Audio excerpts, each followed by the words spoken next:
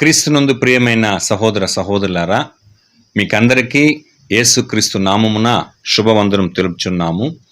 ప్రియులారా, depth Bible స్టడీస్కి మిమ్మల్ని అందరినీ ప్రేమతో ఆహ్వానిస్తున్నాం. మరి లోతైన బైబిల్ ధ్యానమునకు ముఖ్యముగా గడిచిన కాలములో మనము లోతైన బైబిల్ ధ్యానములో 3 సబ్జెక్టులు చూసుకున్నాం. ప్రియులారా, మొదటిది క్రీస్తుని సత్యము క్రైస్తవులకు అందరికీ చేరినదా అని మొదటి సబ్జెక్ట్ చూసుకున్నాం.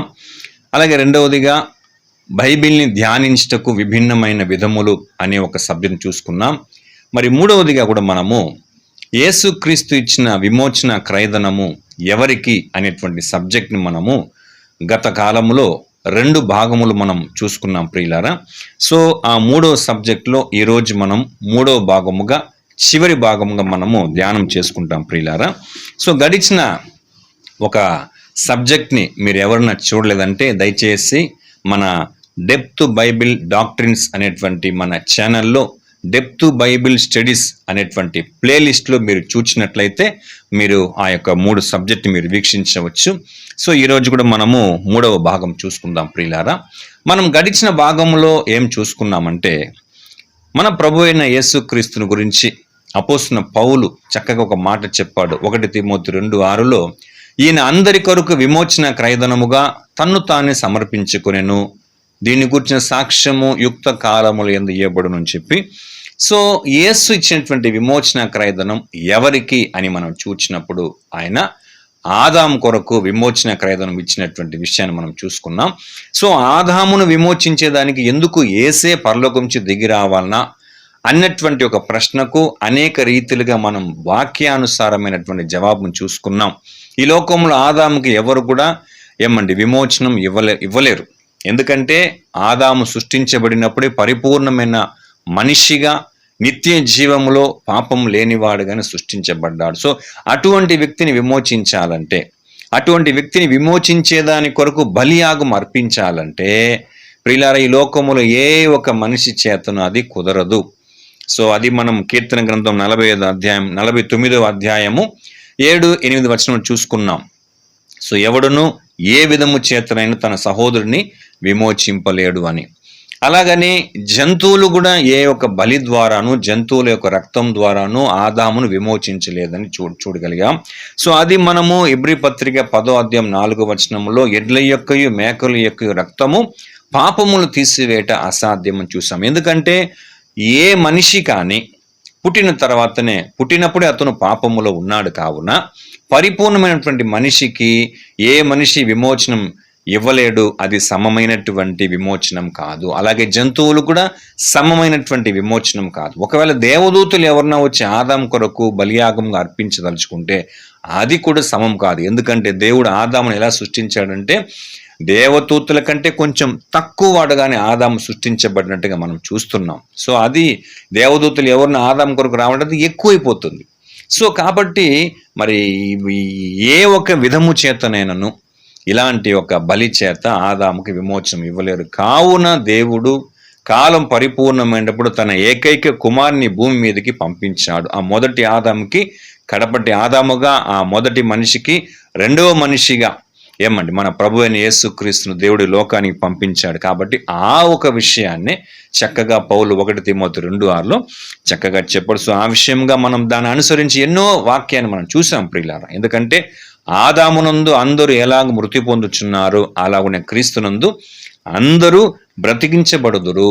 కాబట్టి యేసు ప్రభుల వారు ఆ 6 గంటల చేపు సిలువలో ఆయన మరణించినటువంటి ఆ మరణం యొక్క బలి, ఆ సిలువ త్యాగం అన్నది ఒక క్రైస్తవులకు మాత్రమే కాదు కానీ అందరికీ క్రీస్తు శకములో ఆయన్ని విశ్వసించకపోయినా వెంబడించకపోయినా అందరికి ఉంది. మానసికముగా వెనకబడిన వారికి, చిన్న వయసులో చిన్న బిడ్డలు మరణించిన వారికి అందరికి ఉంది. అలాగనే క్రీస్తు పూర్వం ఆదాము నుంచి యేసుక్రీస్తు వరకు ఉన్నటువంటి ప్రతి జనులకు కూడా ఏముందంటే యేసుక్రీస్తు నామంలో మృతుల పునరుత్థానం ఉందనేటువంటి విషయాన్ని మనం గడిచిన భాగంలో చూసుకున్నాం. ప్రియులారా, సో దానికి సంబంధించి ఇంకా కూడా మనం కొన్ని విషయం చూసుకుందాం. యాక్చువల్లీ మరణం అంటే ప్రియులారా, ఈ లోకములో ఎంత భయంకరమైనటువంటి ఒక దుఃఖం, అది ప్రతి కుటుంబంలో కూడా జరుగుతోంది ప్రియులారా. అలాగా మరణించిన ప్రతి ఒక్కరికి కూడా మరలా రక్షణ పొందేటువంటి ఒక ప్రణాళికను దేవుడు యేసుక్రీస్తు యొక్క శిలువ బలి ద్వారా ఆయన అనుగురించినాడు. కాబట్టి కొందరు ఏం చెప్తారంటే ప్రియులారా, లేదండి క్రైస్తవులకు మాత్రమే రక్షణ, ముఖ్యంగా క్రైస్తవులకు మాత్రమే పునరుత్థానం అని చెప్తారు. కానీ బైబిల్లో ఇవ్వబడినటువంటి వాక్య ఆధారం బట్టి మనం చూసినట్లయితే చూడండి, అపోస్తుల కార్యములు 24వ అధ్యాయం 15వ వచనంలో ఎవరెవరికంతా పునరుత్థానం ఉందనే విషయం మనం బాగా గమనించవచ్చు. నీతిమంతులకును అనీతిమంతులకును పునరుద్ధానము కలుగబోచున్నదని వీరు నిరీక్షించుచున్నట్టు చూసారా, చాలమ్మా, నీతిమంతులకును అనీతిమంతులకును పునరుత్థానం కలుగబోవచ్చున్నదని. ఓకేనా? సో ఇప్పుడు పునరుత్థానం ఎవరికి ఉందండి? మనం 1 కొరింథీ 15:22లో ఆదామునందు అందరూ ఎలాగ మృతి పొందుచున్నారో అలాగుననే క్రీస్తునందు అందరూ బ్రతికించబడుదురు. అంటే అందరికీ, ప్రతి మనిషికి, ఆదాములో జన్మించి మరణించిన ప్రతి మనిషికి యేసుక్రీస్తు ద్వారా మృతుల పునరుద్ధానం ఉందని చూసుకున్నాం. ఇంకా క్లియర్గా ఇక్కడ ఏం చూసామంటే మనము నీతిమంతులకును అనీతిమంతులకును పునరుత్థానం కలుగబోచున్నది. ఓకేనా? ఇది ఎందుకంటే యేసు ఇచ్చినటువంటి ఆ విమోచనము ఆదాముకి ఇచ్చాడు కాబట్టి, ఆదాముని విమోచించి ఆదామే మరణం నుంచి వెనక్కి వచ్చినప్పుడు మరలా ఏముందండి, అతనిలో ఉన్న నీతిమంతులకు అనీతిమంతులకు అందరికీ మృతుల పునరుత్థానము ఉంది. అయితే ప్రియులారా, ఇప్పుడు మనం ఇంతకు ముందు ఏమన్నా రోమపత్రిక 3వ అధ్యాయంలో నీతిమంతుడు లేడు, ఒక్కడైనను లేడు అని మనం చూచామే. అలా ఉన్నప్పుడు మనం విషయం గమనించాలి ప్రియులారా. ఇప్పుడు ఏ యొక్క మనిషి కూడా తన సొంత నీతి చేత, స్వనీతి చేత ఎవరు కూడా నీతిమంతులుగా ఎంచబడరు. మరి అనీతిమంతులుగా ఉన్నవాళ్ళు, పాపులుగా ఉన్నవాళ్ళు, అపరిశుద్ధులు, అపవిత్రులు ఎలాగ నీతిమంతులు అయ్యారు? ఈవెన్ మనం కూడా ఎలాగ నీతిమంతులం అయ్యామంటే మన ప్రభు అయిన యేసుక్రీస్తు నామమునందు విశ్వాసం ఉంచడం ద్వారానే మనం ఏమైనామండి, నీతిమంతులమైనాం. అయితే చాలా మంది ఇంకా యేసుక్రీస్తు నామమునందు విశ్వాసం ఉంచలేదు కాబట్టి అటువంటి వారిని బైబిల్ ఏం చెప్తుందంటే అనీతిమంతులు అని చెప్తుంది ప్రియులరా. సో మనం ఎలాగా యేసునందు విశ్వాసం ఉంచామంటే దేవాది దేవుడు మన మనోనేత్రమును తెరచడం ద్వారా ఆయన కృపను బట్టి మనము విశ్వాసం చేత ఏమైనామండి, నీతిమంతులుగా మనము ఎంచబడ్డాం ప్రియులారా. అయితే ఆ యొక్క కృప ఇంకా అనేకులకు దొరకలేదు, అందువల్ల వారి మనోనేత్రం తెరవబడలేదు, అందువల్ల వారు యేసు నామమునందు విశ్వాసం ఉంచలేదు. కనుకనే వారు ఏమై ఉన్నారంటే అనీతిమంతులుగా ఉన్నట్టుగా మనము చూడగలుగుతాం ప్రియులారా. ఇంకొక విషయం ఏమంటే, ఇప్పుడు ఎందుకు ఇంతంత సువార్త ప్రపంచంలో ప్రకటించినా కూడా అనేకులు ఎందుకు ఇంకా యేసుక్రీస్తు నామమునందు విశ్వాసం ఉంచలేదు? ఎందుకంటే వాళ్ళు విశ్వాసం ఉంచలేదు కాబట్టి కదా వాళ్ళు అనీతిమంతులు.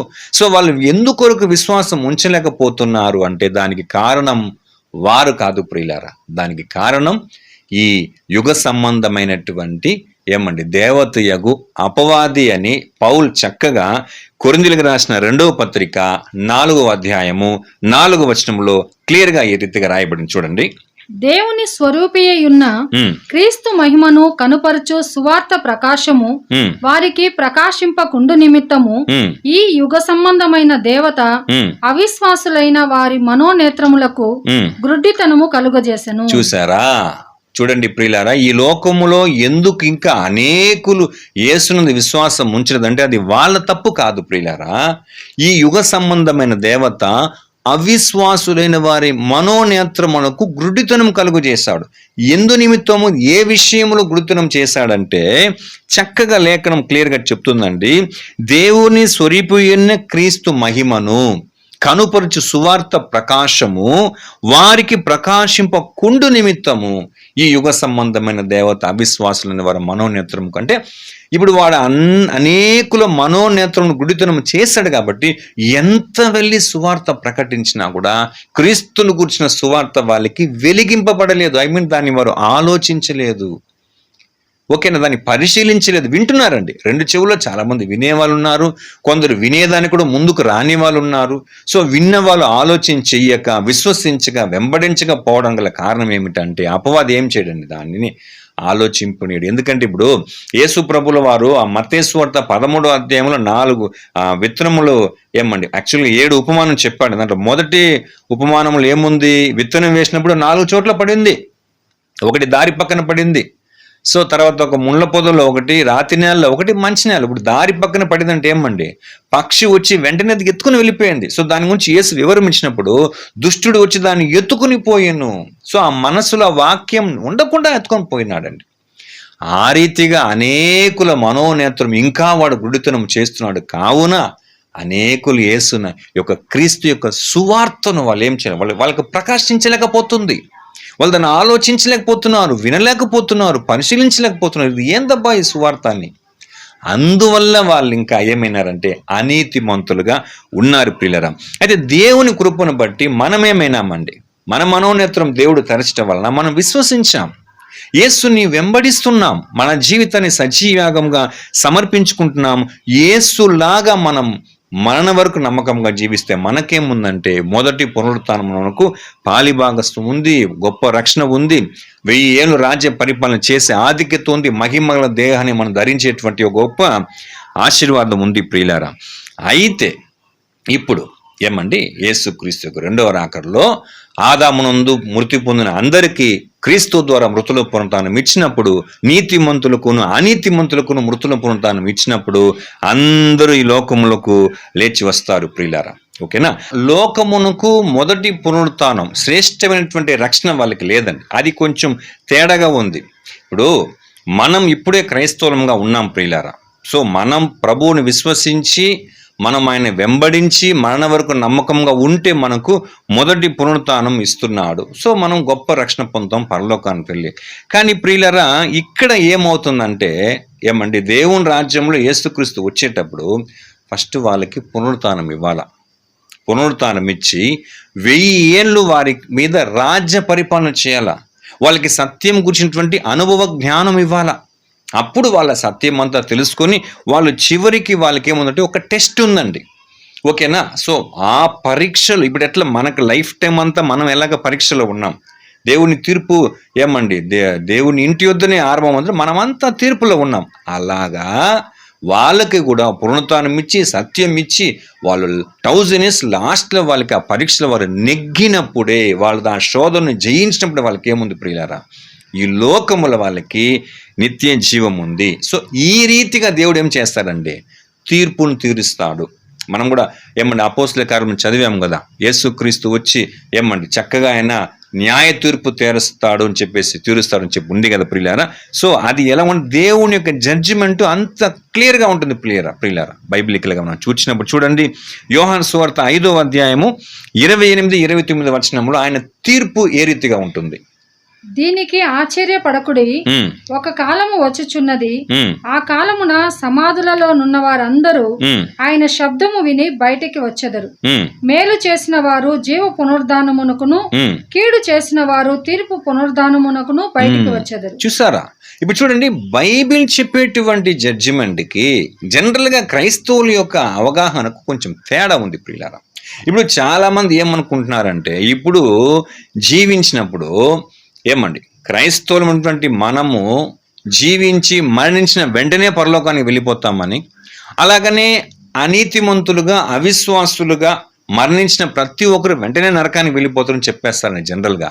కానీ బైబిల్లో యేసు ప్రభు చెప్తున్న మాట, దీనికి ఆశ్చర్యపడకూడి, ఒక కాలం వచ్చుచున్నది, ఆ కాలమున సమాధులు ఉన్నవారందరూ, అంటే చూడండి ఆయన శబ్దముని విని బయటకు వస్తారంట. అంటే యేసుక్రీస్తుకు రెండో రాకడ వచ్చే వరకు అందరూ ఎక్కడుంటారంట, సమాధులు ఉంటారని బైబిల్ చక్కగా ప్రభులు వారు చెప్తున్నారు. దీనికి ఆశ్చర్యపడి, ఒక కాలం వచ్చుచున్నది, ఆ కాలమున సమాధులు ఉన్నవారందరూ, అప్పుడు యేసు ప్రభు రెండో రాకడ వచ్చేంత వరకు అందరూ ఎక్కడుంటారండి, సమాధిలోనే ఉంటారు. ఓకేనా.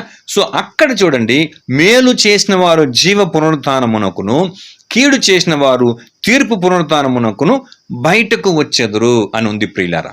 ఓకే. ఇప్పుడు మేలు చేసిన వారు జీవ పునరుత్థానం అంటే వాళ్ళంతా ఆయన వచ్చినప్పుడు సమాధులు తెరవబడినప్పుడు నీతిమంతులుగా, విశ్వాసులుగా, పరిశుద్ధులుగా జీవించి మరణించిన వారికి మేలు పునరుత్థానం అంటే ఏమండి, వాళ్ళందరూ పరలోకానికి వెళ్ళేటువంటి ఒక గొప్ప రక్షణకు సంబంధించిన పునరుత్థానం. కీడు చేసిన వారు తీర్పు పునరుత్థానమునకు బయటకు వచ్చేదరంటే, ఇప్పుడు తీర్పు అంటే ఏమనుకుంటారంటే ఏమండి, చాలా ఒక స్మాల్ థింకింగ్ ఉందండి. ఏమంటే తీర్పు తీర్చేదానికి ఒక రోజు ఉంది అని అంటారండి. ఎందుకంటే ఇప్పుడు ఏమండి ఆ ఒక్క రోజులోనే యేసుక్రీస్తు వచ్చి అందరిని ఏం చేస్తాడండి, ఆయన జడ్జిమెంట్ చేస్తాడు అని చెప్తారండి. ఓకేనా? ఇప్పుడు అసలు తీర్పు అనేది ఏ రీతిగా యేసుక్రీస్తు వచ్చినప్పుడు తీర్పు తీరుస్తాడు, తీర్పు తీర్చేదానికి ఆయనకు ఇవ్వబడినటువంటి కాలం ఎంత అనే విషయం ఏం చేయాలి, మనము బాగా పరిశీలించాలి. 2 విషయం చూడాలి ప్రియులారా. ఒకటి, ఆయన తీర్పు తీర్చే విధానం ఎలాంటిదని చూడాలా. 2, ఆయన తీర్పు తీర్చేది ఎంత కాలం అని చూడాలా. దీని గురించి చూడండి, అపోస్తల కార్యములు 17వ అధ్యాయం 31వ వచనం. కీడు చేసిన వారు తీర్పు పునరుత్థానం ఉంది కదా, దాని గురించి మనం ఇక్కడ వివరణ చూద్దాం. చూడండి. ఎందుకనగా తాను నియమించిన మనుషుని చేత నీతిని అనుసరించి భూలోకమునకు తీర్పు తీర్చబోయడి ఒక దినమును నిర్ణయించి ఉన్నాడు. ఇప్పుడు చూడండి, దేవాది దేవుడు తాను నియమించిన ఒక మనుషుని చేత, ఎవరు? మన ప్రభువైన యేసుక్రీస్తు మనుష్య కుమారుడు కాబట్టి మనుషుని చేత తీర్పు తీర్చబోయడు. ఎలాగా? నీతిని అనుసరించి తీర్పు తీర్చబోయేడు ఒక దినమును ఆయన నిర్ణయించి ఉన్నాడు. ఇప్పుడు తీర్పు నీతిని అనుసరించి జరగాల, తీర్పు తీర్చేదానికి యేసుక్రీస్తుకి ఒక దినము.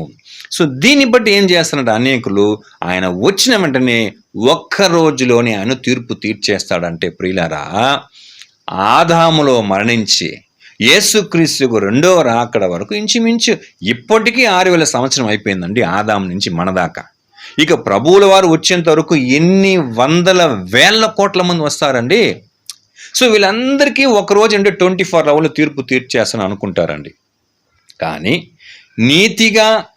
నీతిని అనుసరించి తీర్పు తీర్చబోయే ఆ మనిషి అంటే మన ప్రభువుని యేసుక్రీస్తుకు ఒకరోజు అంటే మనకెంత కాదండి, 24 అవర్ కాదండి. సో యేసుకు ఒకరోజు అంటే మనకెంత కాలము? పేతురు రాసిన 2వ పత్రిక 3వ అధ్యాయము 8వ వచనం. ప్రియులారా, ఒక సంగతి మరచిపోకుడి, ఏమనగా ప్రభు దృష్టికి ఒక దినము 1000 సంవత్సరముల వలెను, 1000 సంవత్సరములు ఒక దినము వలెను ఉన్నవి. అది ప్రియులారా బాగా గమనించాలా. ప్రభు దృష్టికి ఒక రోజు అంటే మనకు 1000 సంవత్సరములు.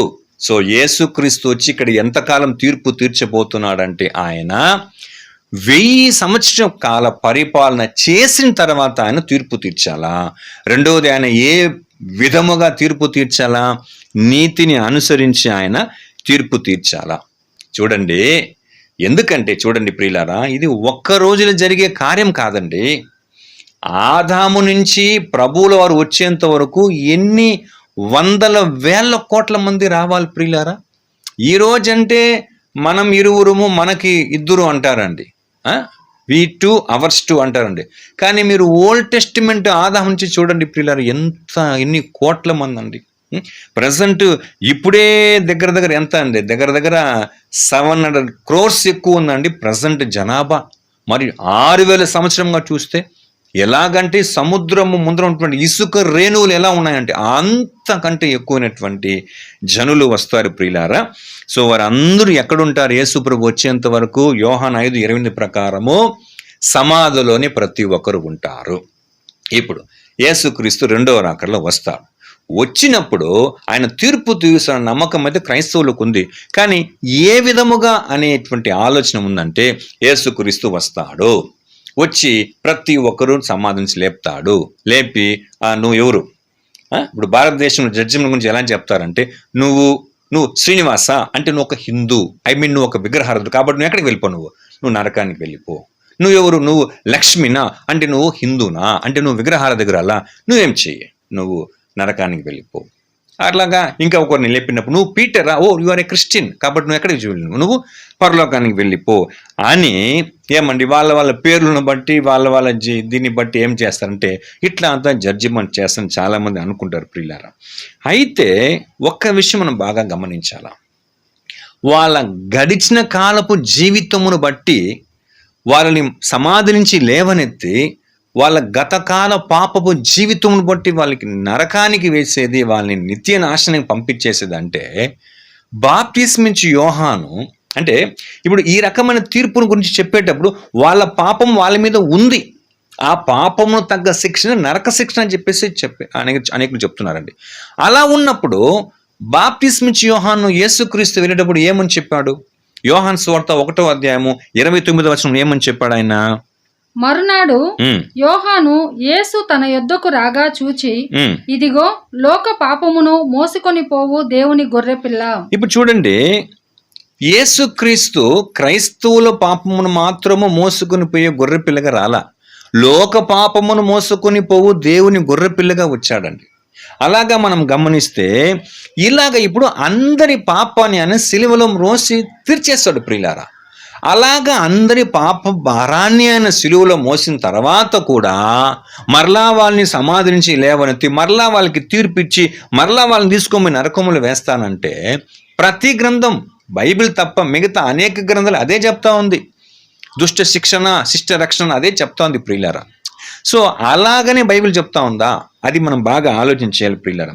ఎందుకంటే యేసుక్రీస్తు ఆ మొదటి ఆదాముని, ఆ మొదటి మనిషికి సమానంగా విమోచన క్రయధనంగా తన జీవితాన్ని, తన జీవాన్ని, తన ప్రాణాన్ని అతనిని ఇచ్చి అతనిలో ఉన్నటువంటి ప్రతి ఒక్కరిని కూడా ఆయన విమోచించిన తర్వాత మరలా వాళ్ళ గతకాల పాపమును బట్టి వాళ్లకు శిక్ష ఇస్తాడంటే ఇది ఎలాగ న్యాయం అవుతుంది? లోక పాపమును మోసుకొని పోవు దేవుని గొర్రెపిల్లగా మోసేసి వెళ్ళిపోయినాడు ఆయన 2000 సంవత్సరం ముందే. ఇది మనం బాగా గమనించు. ఒక ఎగ్జాంపుల్ చెప్తాను చూడండి. ఇప్పుడు నేనే ఉన్నాను అనుకోండి, ఒక 4 వీలర్ ఒక కార్ని నేను నడుపుతూ వెళ్ళి వేరే కొంతమంది నడిపేటప్పుడు రోడ్లో నేను ఒక యాక్సిడెంట్ చేసి ఆ విపత్తులో కొంతమందికి ఎక్కువగా గాయపరచి చాలా ప్రాణ అపాయ స్థితికి ఎదుటి వాళ్ళకి జరిగే విధముగా నేను వెళ్ళి వేరే వాళ్ళని గుద్దేసి వాళ్ళ మీద బండి ఎక్కించి పెద్ద కేసు అయింది అనుకోండి. సో అప్పుడు నన్ను తీసుకొని పోయి అంటే దానికి ఒక అపరాధం, ఇన్ని లక్షలు కట్టాలా అని అపరాధం అని అక్కడ ఉన్నటువంటి పోలీసు సెటిల్మెంట్ చేస్తున్నారు అనుకోండి. అటువంటి అప్పుడు నాకు కావాల్సినటువంటి ఒక సన్నిహితుడు, ఒక స్నేహితుడు నాకు ఆపద్ బాంధవుడుగా వచ్చి, అయ్యా మీరు దయచేసి ఈయన ఎలాగైనా విడిపించండి, దీనికి ఎన్ని లక్షలు కావాలన్నా నేను ఇస్తాను, దీన్ని మీరు వాళ్ళకి సెటిల్మెంట్ చేయండి అని చెప్పినప్పుడు వాళ్ళు కూడా దానికి ఓకే అని చెప్పినప్పుడు నాకు బదులుగా ఆయన వచ్చి ఏం చేయండి అవన్నీ సెటిల్మెంట్ చేసేసిన తర్వాత అక్కడ క్లియర్ అయిపోయింది. అయితే ఆ పోలీసు వాళ్ళకి సెటిల్మెంట్ చేసిన తర్వాత కూడా మరలా నన్ను తీసుకొని పోయి జైల్లో వేస్తాను, మరలా నా దగ్గర నుంచి ఇంత అపరాధం చేస్తానంటే ఇది ఎలాగ న్యాయం అవుతుంది? నాకు బదులుగా నా స్నేహితుడు సెటిల్మెంట్ చేశాడు కదండి. సో అలాగే ప్రియులారా, లోక పాపమును మోసుకుని పోవు దేవుని గొర్రెపిల్లగా యేసుక్రీస్తు అందరి మానవాళి అందరి పాపమునంతా మోసేసి వెళ్ళిపోయిన తర్వాతను ఆయన 6 గంటల సిలువ మరణంలో సమస్తమును ఎంత చక్కగా చెప్తాడండి, సమాప్తమాయెను అని చెప్పి చివరిగా తన ఆత్మను దేవునికి అప్పగించిన తర్వాతను మరలా గతకాల పాపమును బట్టి అందరికి పునరుత్థానం ఇచ్చి అందరిని మరలా నరకములు వేస్తానంటే ఇది ఏ రీతి అయినటువంటి ఒక న్యాయ తీర్పు అండి. ఎందుకంటే నీతిని అనుసరించి కదా న్యాయ తీర్పు చేయాలి యేసుక్రీస్తు వారు. చూడండి, ఇప్పుడు మనం చూస్తున్నాము లోకంలో చూస్తుంటే పాపం వల్ల వచ్చు జీతము మరణం.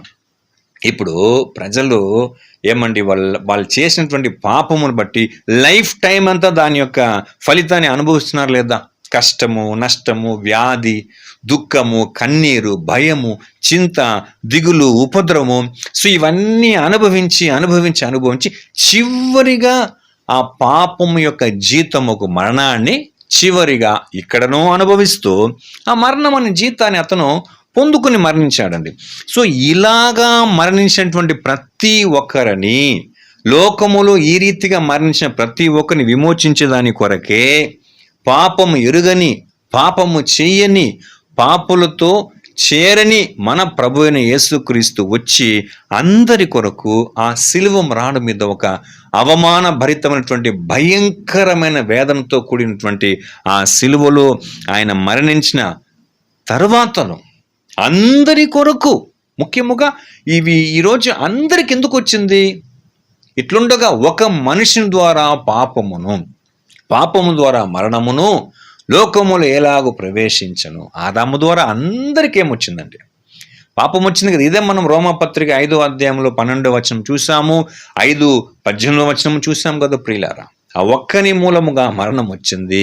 మన ప్రభు అయిన యేసుక్రీస్తు మూలముగా అందరికీ మృతుల పునరుత్థానం రక్షణ పొందే ఒక అవకాశం వచ్చినప్పుడు, ఇప్పుడు ఆయన అంతా నెరవేర్చి శిలువలో మరణించిన తర్వాత ఇప్పుడు మరలా అందరినీ పునరుత్థానం ఇచ్చి లేపి గతకాల పాపమును బట్టి నీకు మరలా శిక్ష ఉంది, నీకు మరలా నిత్య శిక్ష ఉందంటే ఇది ఏ విధమైనటువంటి న్యాయ తీర్పు అనే విషయం మనం బాగా గమనించాల ప్రియులారా.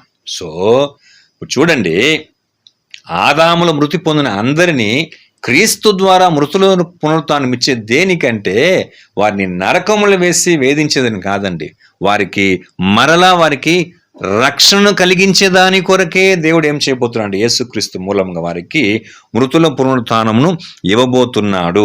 ఓకేనా? సో ప్రతి మనిషి కూడా మరణము నుంచి రక్షించబడాలి.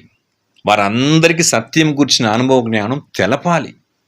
వారందరూ నిత్య జీవం పొందాలన్నది దేవుని యొక్క గొప్ప ప్రణాళిక అండి. చూడండి, తిమోతికి రాసిన మొదటి పత్రిక 2వ అధ్యాయము 4వ వచనం చదవండి ఒకసారి. ఆయన మనుషులందరూ రక్షణ పొంది సత్యమును గూర్చిన అనుభవ జ్ఞానము గలవారై ఉండవలనని నిశ్చయించుచున్నాడు. చూసారా? ఇప్పుడు చూడండి, ఇప్పుడు మనకు జరిగేదానికి మనుషులందరికీ జరిగేదానికి ఒక చిన్న తేడా ఉంది. ఇప్పుడు మనము ఏమండి ఈ క్రైస్తవ జీవితంలో సత్యం గూర్చిన అనుభవ జ్ఞానం కలిగిన వారమై ఉంటూ పరిశుద్ధులుగా జీవిస్తూ యేసుక్రీస్తుని వెంబడిస్తూ మనల్ని మనం ఉపేక్షించుకొనిచ్చు మరణం వరకు నమ్మకంగా జీవించి మరణిస్తే మనకేముందండి, యేసుప్రభు 2వ రాకడలో శ్రేష్టమైన రక్షణ ఉంది.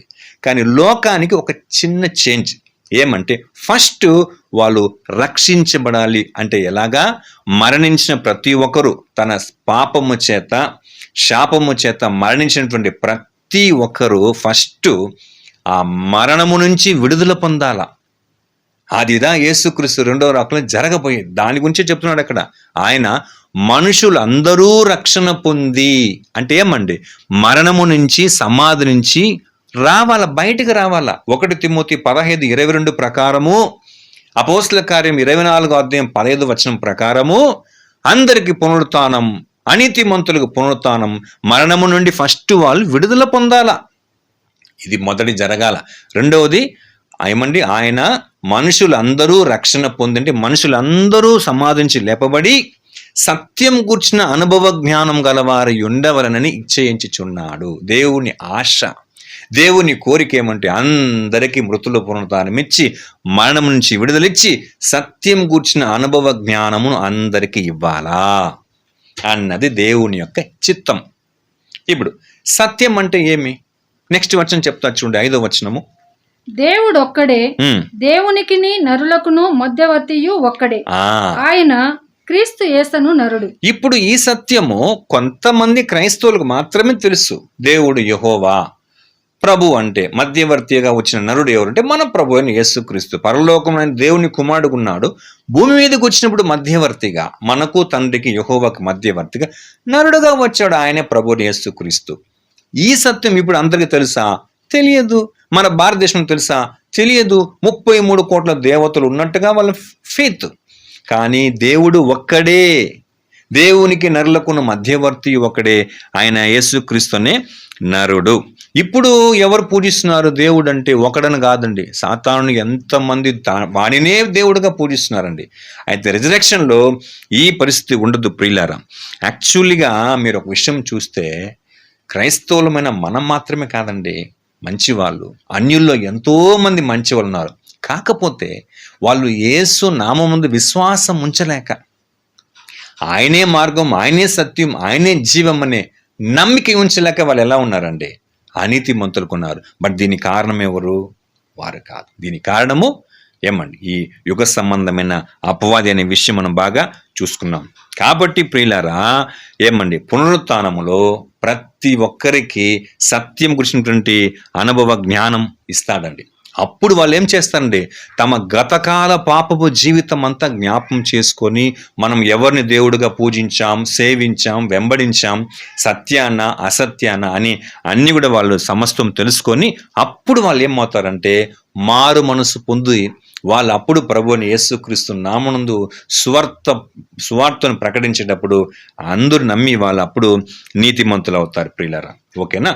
సో ఈ రీతిగా ఇప్పుడు మనం నీతిమంతులమై యేసుని వెంబడిస్తున్నాం. 1000 years వాళ్ళు వచ్చి ఏం చేస్తారండి? అప్పుడు లేపబడి సత్యం తెలుసుకొని వాళ్ళు నీతిమంతులై పరిశుద్ధులై వాళ్ళు కూడా మరణం వరకు, అంటే ఆ 1000 ఏళ్ళ చివరి వరకు వాళ్ళు నమ్మకంగా ఉండి ఆ పరీక్షను జయించినప్పుడు వాళ్ళకి నిత్య జీవము ఇవ్వబడుతుంది. అయితే ఇప్పుడు మనకు నిత్య జీవము, వాళ్ళకు నిత్య జీవం అంటే ఇది ఎట్లా? ఎందుకంటే ఇప్పుడు మనకు సాతాను ఉన్నప్పుడు మనం ఈ క్రైస్తవ జీవితంలో ఎంతో కష్టపడి జీవిస్తున్నాం కదా. అయితే వాళ్ళు వచ్చినప్పుడు వాళ్ళకి 1000 years సాతానుడు ఉండడు కదా. మరి మనకు వాళ్ళకు ఒకే నిత్య జీవమేనా అని అంటే కాదు ప్రియులారా. మనకిచ్చేటువంటి నిత్య జీవం గల మహిమ వేరే, వారికిచ్చే నిత్య జీవం యొక్క మహిమ వేరే. అదేమంటే మనకిచ్చే నిత్య జీవం ఎలాంటిదంటే చూడండి, ప్రకటన గ్రంథం 20వ అధ్యాయము 6వ వచనం. ఈ మొదటి పునరుద్ధానములో పాలుగల వారు ధన్యులను పరిశుద్ధులునై యుందురు. ఇట్టి వారి మీద రెండవ మరణమునకు అధికారము లేదు. వీరు దేవునికిని క్రీస్తుకును యాజకులై క్రీస్తుతో కూడా 1000 సంవత్సరములు రాజ్యము చేయుదురు. చూడండి, మనకి ఇవ్వబోయేది ఏమంటే మొదటి పునరుత్థానం. అందుకే చెప్తుంది, ఈ మొదటి పునరుత్థానంలో పాల్గొల వారు ధన్యులను పరిశుద్ధులు. ఏమండి ధన్యత్వం అంటే? వీరు దేవునికిని క్రీస్తుకును యాజకులై 1000 ఏళ్ళు ఏం చేస్తారు ప్రియులారా? రాజ్య పరిపాలన చేస్తారు. ఫస్ట్ ఆఫ్ ఆల్ ఇప్పుడే క్రైస్తవులుగా ఉండి సత్యం తెలుసుకుని మరణం వరకు నమ్మకంగా ఉంటే మనకి ఇచ్చేటువంటి పునరుత్థానం శ్రేష్టమైన పునరుత్థానం. మనం పరలోకమునకు వెళ్ళేటువంటి యొక్క మహిమ గల పునరుత్థానాన్ని దేవుడు మనకిస్తాడు. మనం 1000 ఏళ్ళు మన ప్రభు అయిన యేసు క్రీస్తుతో పాటు సింహాసనంలో కూర్చొని ఆయనతో పాటు రాజ్య పరిపాలన చేస్తాం ఈ యావత్ ప్రపంచాన్ని. మనకి ఇవ్వబడినటువంటి శరీరము ఈ మాంస శరీరం కాదండి, మహిమ గల దేహాన్ని దేవుడు మనకి ఇవ్వబోతున్నాడు. ఇప్పుడు దేవుడు ఎలాగైతే అమరత్వమైన జీవములో ఉన్నాడో, ఎప్పుడైతే యేసు ప్రభు మరణించి పునరుత్థానుడై ఆయన పరలోకానికి పోయినప్పుడు అమరుడుగా ఉన్నాడో, ప్రకటన చెప్తాడు, నేను మృతుడైతిని కానీ ఇదిగో యుగ యుగములు సజీవుడనై ఉన్నానన్నట్టుగానే అటువంటి గొప్ప అమరత్వమైన జీవమును మహిమ గల శరీరమును యేసుతో పాటు 1000 ఏళ్ళు రాజ్య పరిపాలన చేసినటువంటి యొక్క శ్రేష్టమైన మొదటి పునరుత్థానం మనకిస్తాడు. అయితే ప్రియులరా, మరి వాళ్లకు ఇచ్చేది ఏమి అని మనం చూచినప్పుడు ప్రియులరా, వాళ్ళకి ఈ భూమి మీద ఆదాము పోగొట్టుకున్నటువంటి జీవము, ఈ మాంస శరీరములో నిత్య జీవనం పోగొట్టుకున్నాడే దానినిదా దేవుడు వాళ్ళకి ఇవ్వబోతున్నాడు ప్రియులారా. ఇప్పుడు ఇంకొక ఆలోచన రావచ్చు, ఏమండి ఇప్పుడంతా నమ్మని వాళ్ళు యేసు ప్రభు రెండో రాకలో మృతుల పునరుత్థానం ఇచ్చి అప్పుడు సత్యం చెప్పినంత మాత్రాన అప్పుడు ఎలా నమ్ముతారు అని మనం అడగొచ్చు ప్రియులారా. ఇప్పుడు చూడండి, ఎందుకంటే ఎంత కష్టపడి ఇప్పుడు సువార్త ప్రకటిస్తున్నారండి.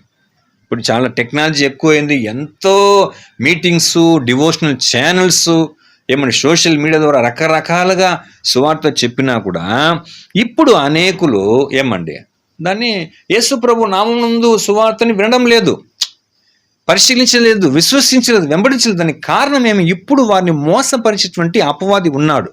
కానీ దేవుని రాజ్యంలో యేసుక్రీస్తుకు రెండో రాకడలో పరలోకం నుంచి యేసుక్రీస్తు భూమిలోకి వచ్చినప్పుడు ఆయనతో పాటు మహిమ గల ఏమండి సంఘము, క్రైస్తవ సంఘం ఆయనతో పాటు మహిమ గల స్థానంలో ఉంటూ వాళ్ళు భూమి మీద ఏమండి అందరికీ సువార్తను ప్రకటించినప్పుడు అప్పుడు ఖచ్చితముగా ప్రతి ఒక్కరు కూడా ఏం చేస్తారండి? సువార్తను అంగీకరించేటువంటి ఒక అవకాశం ఉంది.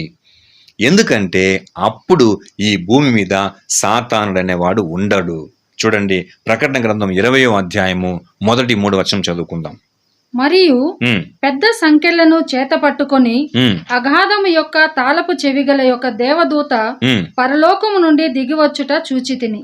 అతడు ఆది సర్పమును, చూడండి ఆది సర్పమును అనగా అపవాదియు సాతానును అను ఆ ఘట సర్పమును పట్టుకొని 1000 సంవత్సరములు వానిని బంధించి అగాధములో పడవేసి ఆ 1000 సంవత్సరములు గడచు వరకు ఇక జనములను మోసపరచకుండునట్లు అగాధమును మూసి దానికి ముద్ర వేసెను.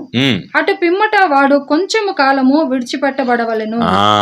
చూసారా ప్రియులారా, ఇప్పుడు ఆదాము నుంచి యేసుక్రీస్తు రెండవ రాకడ వరకు అప్రాక్సిమేట్ ఇప్పుడు చూసి 6000 సంవత్సరంగా సాతాను ఉన్నాడు. వాడు ఏం చేస్తున్నాడండి? నిజ దేవుణ్ణి విశ్వసించనీయకుండా మనోనేత్రం గుడితనం కలుగజేస్తున్నాడు. దేవుడు కూడా దానికి అనుమతించాడండి.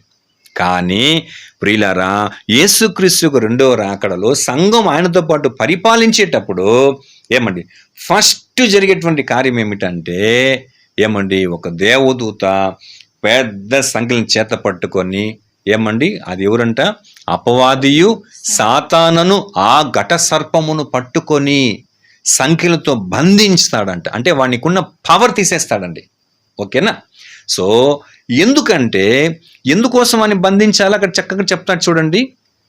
ఆ 1000 సంవత్సరములు గడుచు వరకు ఇక జనములను మోసపరచకుండునట్లు. అది ప్రియులారా, ఎందుకంటే వాడు ఇప్పుడు ఉన్నాడు కాబట్టి జనాల్ని మోసం చేస్తున్నాడు. నిజమైన దేవుడు అంటే యెహోవాని, నిజమైన ప్రభు అంటే యేసుక్రీస్తుని ఎంత చెప్పినా కూడా క్రైస్తవ సువార్థికులు వాళ్ళు దాన్ని విననీయకుండా మోసం చేస్తున్నాడండి. ఒక్కొక్క కంట్రీలో ఒక్కొక్క విధంగా మోసం చేస్తున్నాడు. కానీ ఆ 1000 వాడిని బంధించిన తర్వాత ఇక జనములు మోసపరచకుండునట్లు వాడిని ఏం చేస్తారండి? బంధిస్తారు ప్రియులారా. అప్పుడు మీరు చూడండి, మనం చదివాం చూసారా, 1 కొరింథీ 15:22 ఆదామునందు అందరూ ఎలాగ మృతి పొందుచున్నారో అలాగునే క్రీస్తునందు అందరూ బ్రతికించబడుదురు. అలాగా బ్రతికించబడిన ప్రతి ఒక్కరు. యోహాను సువార్త 5:28 మనం చూసాం కదండి. దీనికి ఆశ్చర్యపడకుడి, ఒక కాలం వచ్చుతున్న ఆ కాలమున సమాధిలో ఉన్న వారందరూ బయటకు వచ్చేదరు.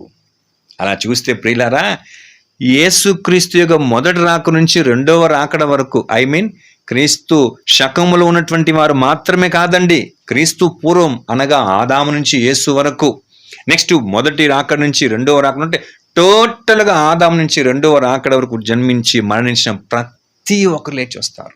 చిన్నపిల్లలుగా చనిపోయిన వాళ్ళు ఉన్నారు, మానసికంగా వెనకబడినటువంటి వారు ఉన్నారు.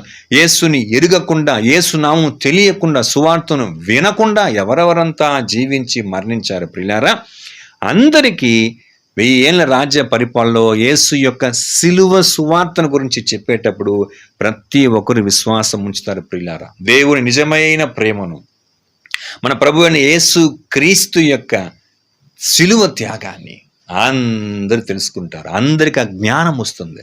చూడండి, హబక్కుకు గ్రంథము 2వ అధ్యాయము 14 ఏలయనగా సముద్రము జలములతో నిండి ఉన్నట్లు భూమి యెహోవా మహత్యమును గూర్చిన జ్ఞానముతో నిండియుండును. చూసారా, ఇది దేవుని రాజ్యములో 1000 ఏళ్ల రాజ్య పరిపాలన నెరవేరబడేటువంటి ఒక ప్రవచనం ప్రియులారా. సముద్రము జలముతో నిండినట్టు భూమి యెహోవా మహాత్మ్యమును గూర్చిన జ్ఞానముతో నిండి ఉన్నను. వేరే దేవత గురించి, వేరే దేవుడి గురించి ఉండదండి. యెహోవా మహాత్మ్యమును గూర్చిన జ్ఞానమే అప్పుడు నిండి ఉంటారండి. మనం చదివినట్టు 1 తిమోతి 2:5 దేవుడు ఒక్కడే, దేవునికి నరులకును మధ్యవర్తియు ఒక్కడే, ఆయన యేసుక్రీస్తు నరుడని. అప్పుడు అందరికీ ఈ అమూల్యమైన సత్యం తెలుసు. ఇప్పుడున్న సిచ్యువేషన్ అది కాదండి. ఇప్పుడు మన భారతదేశంలో 33 కోట్ల దేవతలను నమ్ముతున్నారండి. మన భారతదేశంలో క్రిస్టియన్ పాపులేషన్ జస్ట్ 3% బిలోనే ఉంది ప్రియులారా. అంతెందుకు, ఇప్పుడు ప్రజెంట్ మన ముఖ్యమంత్రి దేవుడు ఒకడే నమ్మకం ఉందా? మన ప్రధానమంత్రికి దేవుడు ఒకడే నమ్మకం ఉందా? మన రాష్ట్రపతికి దేవుడు ఒక్కడే అనే నమ్మకం ఉందా? లే. అయితే దేవుని రాజ్యంలో అంత రివర్స్ అయిపోతుందని ప్రియులారా, మొత్తం చేంజ్ అయిపోతుంది ప్రియులారా. యేసు ప్రభు గురించి ముఖ్యంగా పౌలు చెప్పాడు కదా, ప్రతి మోకాలు ఆయన ఎదుట వంగును, ప్రతి నాలుక ఆయనను స్తుతించునని చెప్పారు చూసారా.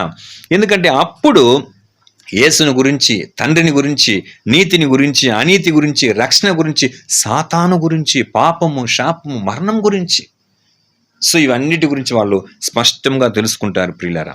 ఓకేనా? కాబట్టి అందరికీ మృతుల పునరుత్థానం ఇచ్చి 1000 ఏళ్ల రాజ్య పరిపాలనలో సత్యం కూర్చిన అనుభవ జ్ఞానం ఇచ్చి, చివరిగా ఇంతకీ వీళ్ళు సత్యం తెలుసుకున్నారు కానీ నిత్య జీవమును పొందుకున్నట్టుకు గల అర్హులుగా వీళ్ళు ఉన్నారా లేదా అనే విషయం ఏం చేస్తారంటే 1000 years లాస్ట్లో మరలా సాతానుని విడిపించినప్పుడు వాని వంచనలో పడకుండా, ఇప్పుడు పడుతున్నారంటే గుడితనం ఉంది. సో 1000 yearsలో వాడు ఉండడు, గుడితనం తొలగించబడుతుంది. కాబట్టి సత్యమంతా తెలుసుకున్న తర్వాత వీళ్ళు నిత్య జీవనం అర్హులా కాదంటే అప్పుడు వాళ్ళకి ఒక టెస్ట్, ఒక శోధన పెట్టాలా. అప్పుడు కొంచెం కాలం ఏమవుతారంటే వాడు విడిచిపెట్టబడతాడు. అదే మనం ప్రకటన గ్రంథం 20వ అధ్యాయం 3వ వచనంలో, ఆ 1000 సంవత్సరములు గడుచు వరకు ఇక జనములను మోసపరచకుండునట్లు అగాధమును మూసి దానికి ముద్ర వేసెను. అటు పిమ్మట వాడు కొంచెము కాలము విడిచిపెట్టబడవలెను. అది ప్రియులారా, కొంచెం కాలం మళ్ళా వాడిని ఎందుకు విడిచిపెడతాడంటే వాడు వెళ్ళి అనేకులను శోధించాలా, పరీక్ష పెట్టాలా. దానిలో జయించినటువంటి వాళ్ళకు దేవుడు ఏం చేస్తారంటే ఈ భూమి మీద నిత్యజీవం. కాబట్టి ఇప్పుడు మనం స్పష్టంగా 2 విషయం తెలుసుకోవాలండి. యేసు 2వ రాకడలో మృతుల పునరుద్ధరణ ఇస్తున్నంటే మృతుల పునరుద్ధరణ ఇచ్చి వెంటనే వాళ్ళకి నిత్యజీవం ఇచ్చాడు. ఎందుకంటే మనం ఇప్పుడు శ్రేష్టమైన రక్షణ అంత ఈజీగా పొందుకోవడంలా, అలాగని వాళ్ళకు కూడా మృతుల పునరుద్ధరణ ఇస్తాడు. కానీ ఇచ్చి వాళ్ళకి సత్యం గురించిన అనుభవ జ్ఞానం చెప్పేటప్పుడు వాళ్ళకి అన్నీ తెలుస్తుందండి. ఏమని, ఏది మంచి, ఏది చెడు, ఏది సత్యం, ఏది అసత్యం, ఏది నిజం, ఏది అబద్ధం, ఏది నీతి, ఏది అనీతి, ఏది న్యాయం, ఏది అన్యాయం అని, ఎవరు దేవుడు, ఎవరు అపవాది అని అన్నీ తెలిసిన తర్వాత వాళ్ళు లాస్ట్గా మళ్ళీ అపవాదిని రిలీజ్ చేసినప్పుడు వాడిని పరీక్షిస్తాడండి, శోధిస్తాడండి. అప్పుడు జయించబడినటువంటి వాళ్ళకేముందండి నిత్య జీవము. ఆ తర్వాత దేవుడు ఏం చేస్తారంటే సాతాన్ని నాశనం చేస్తాడు. సాతాను వెంబడి వినటువంటి వారిని కూడా ఏం చేస్తారండి కంప్లీట్గా నాశనం చేసేస్తారండి. ప్రకటన గ్రంథం 20వ అధ్యాయము 7వ వచనం చూడండి. 1000 సంవత్సరములు గడిచిన తరువాత తానున్న చెరలో నుండి విడిపింపబడును. తర్వాత 10వ వచనము, వారిని మోసపరిచిన అపవాది అగ్ని గంధకములు గల గుండములో పడవేయబడెను. అది ప్రియులారా, లాస్ట్లో వాళ్ళందరినీ మోసం చేస్తారు కదా వీడు. అప్పుడు లాస్ట్లో ఏం చేస్తారంటే వానిని కంప్లీట్ నాశనం చేస్తారు. అప్పుడు కొంచెం లిటిల్ బిట్ వాని వంచన చేత ఇంత సత్యం తెలుసుకున్నా కూడా కొంచెం వాని చేత మోసపరిచే వాడిని కూడా ఏం చేస్తారంటే వానిని నాశనం చేసిన విధంగా వానితో పాటు ఏం చేస్తారంటే నాశనం చేస్తారు. అప్పుడు మిగిలినటువంటి మ్యాక్సిమం ప్రజలకు ఈ భూమి మీద ఆదాము పోగొట్టుకున్నటువంటి నిత్య జీవంని ఈ భూమి మీద అందరికి నిత్యం జీవించే గొప్ప ఆశీర్వాదాన్ని దేవుడు వాళ్ళకు కలిగిస్తాడు ప్రియులారా. ఇది ఎర్త్లీ బ్లెస్సింగ్స్, ఓకేనా. సో ఆదాము నుంచి యేసుక్రీస్తు 2వ రాకడ వరకు ఎవరంతా యేసు నామమును వినలేదో, విశ్వసించలేదో అలాంటి వారికి పునరుత్థానం ఇచ్చి, సత్యమిచ్చి, ఆ వినికి ఇచ్చేటువంటి ఒక అవకాశం ఇచ్చి, నిత్య జీవం పొందే అవకాశం ఇచ్చి వాళ్ళకి జయించినప్పుడు వాళ్ళకి భూమి మీదనే నిత్య జీవం, వీళ్ళకి పరలోకం లేదు, ఓకేనా. అయితే పరలోకం ఎవరికి మాత్రం ఉంది? ఇప్పుడు ఈ 2000 సంవత్సరంగా యేసునందు విశ్వాసం ఉంచి సత్యం గుర్చిన అనుభవ జ్ఞానం తెలుసుకొని ఏమండి మరి పరిశుద్ధంగా జీవిస్తూ ఆ జీవితాన్ని మన కొరకు కాకుండా దేవుని కొరకు సజీవ యాగముగా సమర్పించి కష్టము, నష్టము, బాధ, శ్రమ, ఉపద్రవం, కన్నీరు ఇవన్నీ వచ్చినా కూడా మరణం వరకు నమ్మకముగా జీవించేటువంటి క్రైస్తవులకు మాత్రమే ఏముందండి పరలోకములో వెళ్ళేటువంటి ఒక గొప్ప ఆశీర్వాదం. కాబట్టి ఇద్దరికిచ్చేది ఒకే బ్లెస్సింగ్ కాదు. ఇది మనం బాగా వ్యత్యాసం తెలుసుకోవాలి. మనకిచ్చేదేమి పరలోకంలో ఏమండి ఎవరైనా ఇంతవరకు దేవుని చూశారా? 1 తిమోతి 6:16 మనుషులు ఎవరు సమీపింపరాని తేజస్సులో ఆయన మాత్రమే వసించుచు అమరత్వం గలవాడై ఉన్నాడు. మనుషుల్లో ఎవరును ఆయనను చూడలేదు, చూడనేరడు. అట్లాంటి ఒక తండ్రిని చూచేదానికి మనం పరలోకానికి వెళ్ళే అవకాశం మనకు ఉంది. అమరత్వమైనటువంటి జీవం పొందే అవకాశం మనకు ఉంది. మహిమ గల దేహమును పొందేటువంటి అవకాశం మనకు ఉంది. యేసుతో పాటు 1000 ఏళ్ళు రాజ్య పరిపాలన చేసేటువంటి యొక్క అవకాశం ఉంది. బట్ ఇవన్నీ ఆదాములో ఏమండి మరణించి క్రీస్తుల పునరుత్థానమై ఈ భూమిలో 1000 ఏళ్ళు సత్యం తెలుసుకున్నటువంటి వారికి ఇంత ఆశీర్వాదం హెవెన్కు వచ్చేదానికి లేదండి. క్రైస్తవులమైనటువంటి మనకు మాత్రం ఉంది, ఓకేనా. సో ఇప్పుడు మనం ఇవన్నీ పొందేదానికి మనకి ఇప్పుడు తీర్పు జరుగుతూ ఉంది ఏమండి. అది కూడా మనం గుర్తించాలి. మనకు అంత ఈజీగా ఏం లేదండి, పరలోకం లేదు ప్రియులారా. మనం యేసులాగా జీవించాలా, యేసు యొక్క అడుగుజాలను వెంబడించే విధంగా జీవించాలా, ఆయన మాదిరి చూపించినట్టు మనం అలాగా జీవించాలా. మనల్ని మనం ఉపేక్షించుకొని మన సిలువనెత్తుకొని మరణం వరకు మనం ప్రభువుని నమ్మకంగా జీవించినప్పుడు మనకు పరలోకములు వెళ్ళి ఆయనను గొప్ప ఆ తండ్రిని చూచేటువంటి ఒక అవకాశాన్ని దేవుడు మనకు ఇవ్వబోతున్నాడు. అప్పుడు మనం ప్రేయర్ చేస్తాం కదా, పరలోకమందున్న మా తండ్రి, నీ నామం పరిశుద్ధపరచబడును గాక, నీ రాజ్యం వచ్చును గాక, నీ చిత్తం పరలోకము నెరవేర్చినట్టు భూమి యందు నెరవేరును గాక. కాబట్టి క్రైస్తవులకి పరలోకములు వెళ్ళే నిత్య జీవం, అమరత్వం అనే జీవం ఆశీర్వాదం.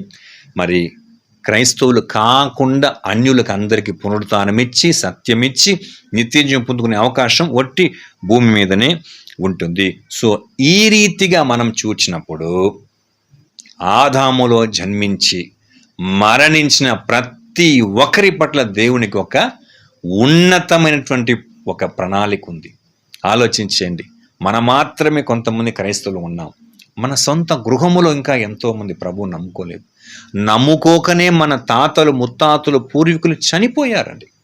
ఇప్పుడు మన బంధువులు ఎంతోమంది నిజ దేవుని, ఒక్కడే దేవుడిని, యేసుక్రీస్తుని, యెహోవా దేవుణ్ణి ఇంకా విశ్వసించకుండా ఉన్నారు.